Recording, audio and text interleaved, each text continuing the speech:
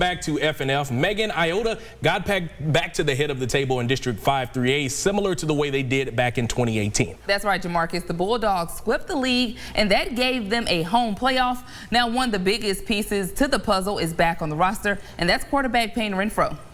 In his sophomore campaign, Renfro threw for over 1,700 yards. His game helped the Bulldogs piece together a balanced offense that averaged 31 points per game. The Bulldogs defense will be a physical group with seven returning starters. But for things to work all together, it will be important for Renfro to level up.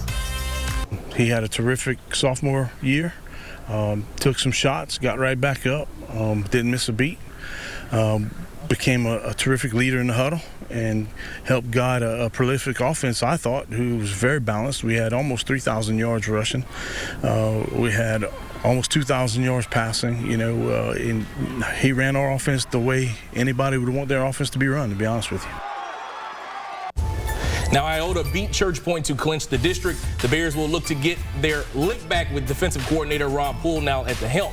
Jaden Reese returns also in 2022. The senior split time at quarterback and running back and sparked the Bears offense to averaging 46 points per game. CP will, however, use Luke Baudouin to share playing time under center, which will be the perfect recipe to give defenses headaches.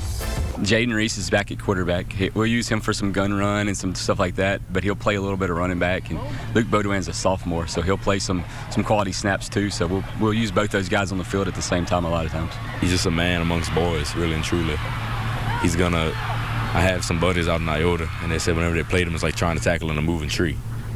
It's not an easy task to go against Reese. You know, he can do it all.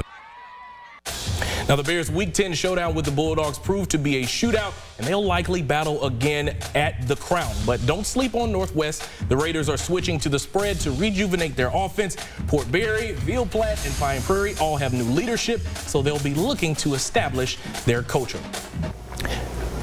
Now let's drop down to Class 2A, where Notre Dame has been a staple for what looks like forever, especially with head coach Louis Cook entering his 27th season at ND.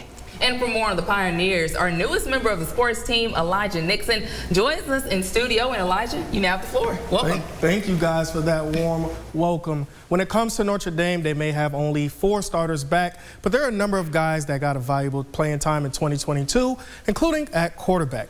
Notre Dame taking on Karen Crow Thursday night.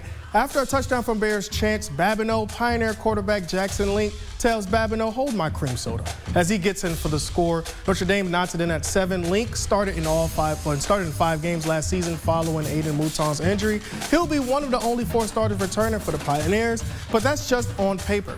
ND had plenty of experience coming back, where up front, the Churches will be the most stacked.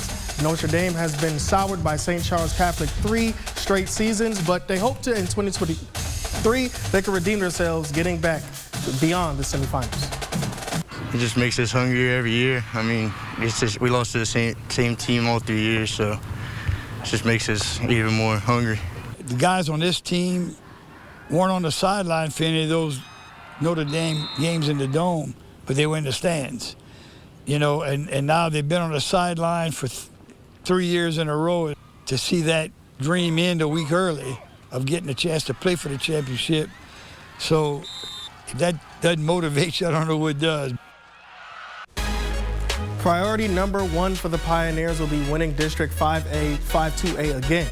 Notre Dame clinched the league title in Week 10 against Welsh. The Greyhounds will pose a threat with the Super 16 member Troy Patnam leading the way, and Lake Arthur will lean on their senior class. As for District 8-2A, a handful of games separated the winner, Ascension getting the tiebreaker over Loreauville, but the Tigers may have an upper hand over the Gators in experience, and Catholic will threaten for the crown with Matt Desimo at the helm. Guys, back to you.